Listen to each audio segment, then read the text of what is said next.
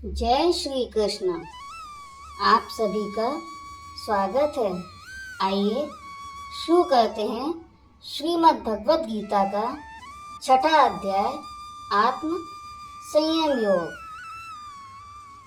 श्री कृष्ण बोले, हे अर्जुन, जो पुरुष कर्म के फल को न चाहते हुए करने योग्य कर्म करता है वह सन्यासी है।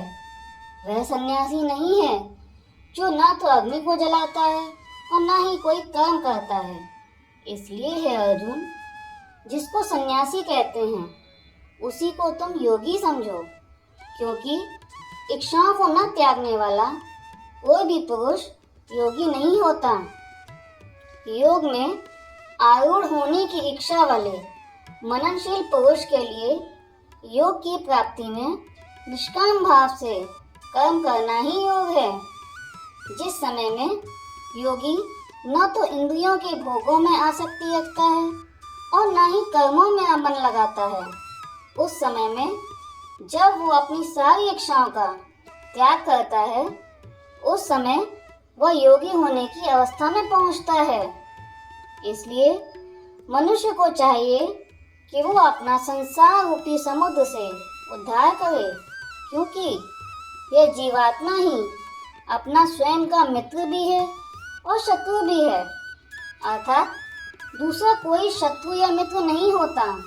वह जीवात्मा स्वयं का मित्र है, जिसने अपने मन और इंद्रियों सहित शरीर को जीत लिया है, और जिसके द्वारा मन और इंद्रियों सहित शरीर नहीं जीता गया है वह अपने आप का ही शत्रु है। हे अर्जुन, सर्दी गर्मी, सुख दुख तथा मान अपमान में जो शांत रहता है, ऐसे स्वाधीन आत्मा वाले पुरुष के ज्ञान में परमात्मा के सिवा अन्य कुछ है ही नहीं। जो ज्ञान विज्ञान से भरा हुआ है तथा जिसने अपनी इंद्रियां जीती हुई हैं और जिसके लिए मिट्टी, पत्थर और सोना समान है, वह योग युक्त पुरुष अर्थात भगवत प्राप्ति वाला है। जो पुरुष स्वार्थ रहित सबका हित करने वाला मित्र, पक्षपात रहित तथा धर्मात्मा और पापियों में भी समान भाव वाला है, वह अति श्रेष्ठ है। जिसने अपनी मन तथा इंद्रियों सहित शरीर को जीत लिया है तथा जिसके मन में कोई वासना नहीं है तथा जो कुछ भी संग्रह नहीं करता, उसे अकेले ही एकांत में स्थित होकर अपनी आत्मा को परमेश्वर के ध्यान में लगाना चाहिए।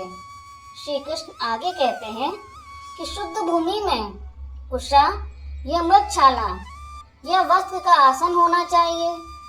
वह आसन न अधिक ऊंचा हो और न अधिक नीचा हो, और उस आसन पर बैठकर तथा मन को एकाग्रचित करके और इंद्रियों को वश में करके अंतःकरण की शुद्धि के लिए योग का अभ्यास करें। आगे श्री कृष्ण उसकी विधि भी बताते हैं। वो कहते हैं कि शरीर, सिर और गले को समान और अचल धारण करके और स्थिर होकर अपनी नाक के आगे के हिस्से पर दृष्टि जमाकर अन्य दिशाओं को न देखते हुए बैठना चाहिए, और ब्रह्मचर्य के व्रत में स्थित रहते हुए भय रहित तथा अच्छी प्रकार शांत अंतःकरण वाला होकर और मन को वश में करके ध्यान लगाना चाहिए। इस प्रकार आत्मा को लगातार परमेश्वर में लगाता हुआ स्वाधीन मन वाला योगी मुझ में स्थित परमानंद पराकाष्ठा वाली शांति को प्राप्त होता है। परंतु हे अर्जुन, यह योग न तो बहुत खाने वाले को और न बिल्कुल खाने वाले को तथा न अधिक सोने वाले को और न अत्यधिक जागने वाले को मिलता है। यह दुखों का नाश करने वाला योग तो उसी को मिलता है जो ठीक से खाता है, ठीक से सोता है तथा ठीक से जागता है। इस प्रकार योग के अभ्यास से मन को वश में करके जिस समय में परमात्मा में भली प्रकार स्थित हो जाता है, उस समय में सभी कामनाओं से रहित पुरुष योग युक्त कहा जाता है। हे अर्जुन, जिस अवस्था में योग के अभ्यास से चित्त अर्थात मन ऐसी अवस्था में पहुंच जाता है जहां उसका मन विचलित नहीं होता है। ऐसी अवस्था में परमेश्वर के ध्यान से शुद्ध हुई बुद्धि परमात्मा का साक्षात्कार करती है और परमात्मा में ही संतुष्ट होती है। और जिस अवस्था में स्थित हुआ यह योगी भगवत स्वरूप से चलायमान नहीं होता है और परमेश्वर की प्राप्ति रूप जिस लाभ को प्राप्त होकर उससे अधिक दूसरा कुछ भी लाभ नहीं मानता है, और भगवत प्राप्ति रूप जिस अवस्था में स्थित हुआ योगी बड़े भारी दुख से भी चलायमान नहीं होता है, जो दुख रूप संसार के संयोग से रहित है तथा जिसका नाम योग है, उसको जानना चाहिए। इसलिए मनुष्य को चाहिए कि संकल्प से उत्पन्न होने वाली संपूर्ण कामनाओं को वासना और आसक्ति सहित त्याग कर और मन के द्वारा इंद्रियों को अच्छी प्रकार वश में करके बार बार अभ्यास करता हुआ विश्राम को प्राप्त हो तथा धैर्य युक्त बुद्धि द्वारा मन को परमात्मा में स्थित करके केवल परमात्मा का ही चिंतन करे और किसी का नहीं। परंतु जिसका मन वश में न हो उसको चाहिए कि वह अपने मन को जिस कारण से सांसारिक पदार्थों में लगा हुआ है उससे मन को रोककर बार बार परमात्मा में ही लगाए, क्योंकि जिसका मन अच्छी प्रकार शांत है तथा जो पाप से रहित है और जो आसक्ति रहित हो गया है, ऐसे योगी को अति उत्तम आनंद प्राप्त होता है। वह पाप रहित योगी इस प्रकार निरंतर आत्मा को परमात्मा में लगाता हुआ सुखपूर्वक परब्रह्म परमात्मा की प्राप्ति रूप अनंत आनंद को अनुभव करता है।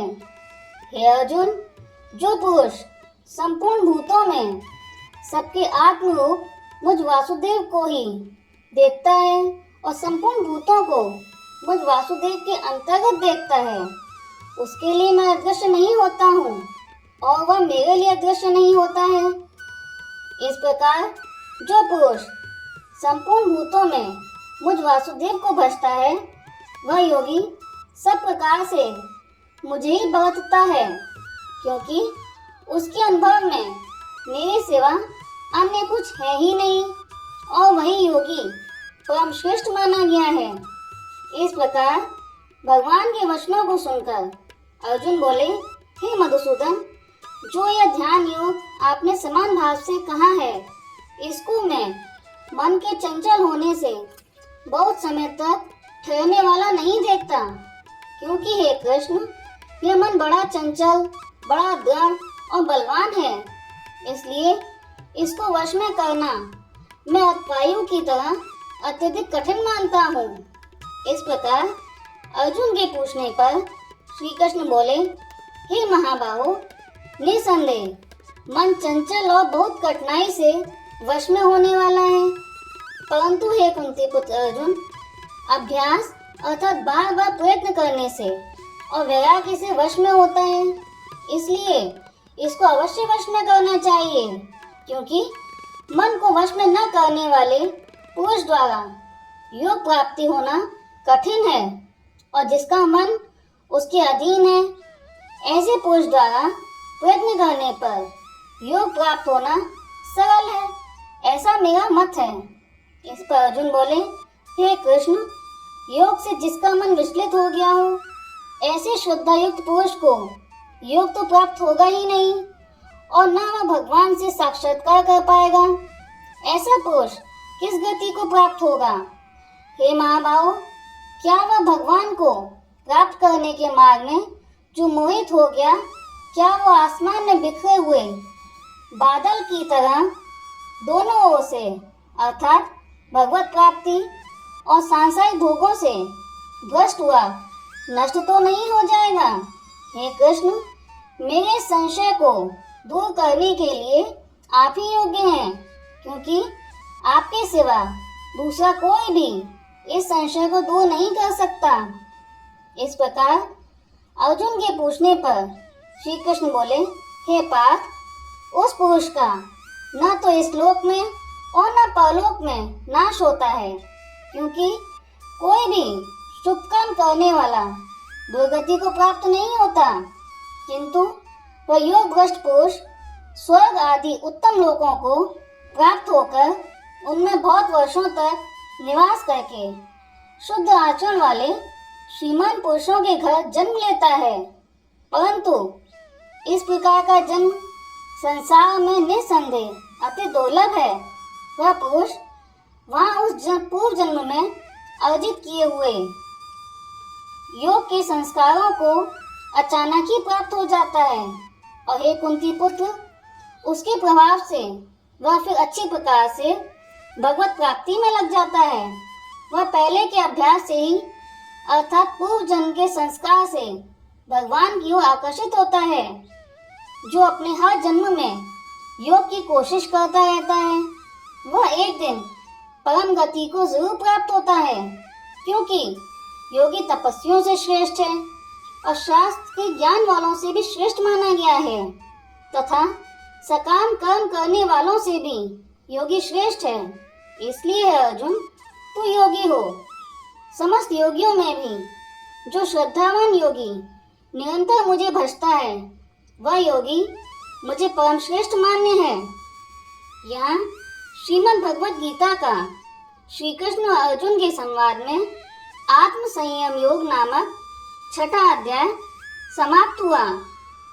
अगर आपको हमारा ये वीडियो पसंद आया हो तो वीडियो को लाइक करें और चैनल को सब्सक्राइब करें। राधे राधे।